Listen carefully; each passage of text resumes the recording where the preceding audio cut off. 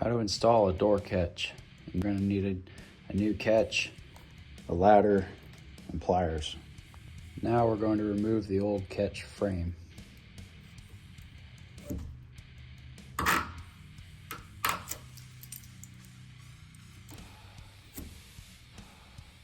Install the new door catch.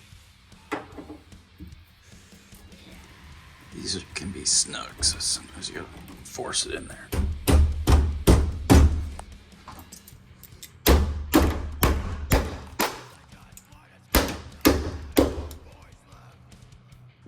Gotta lift it a little bit.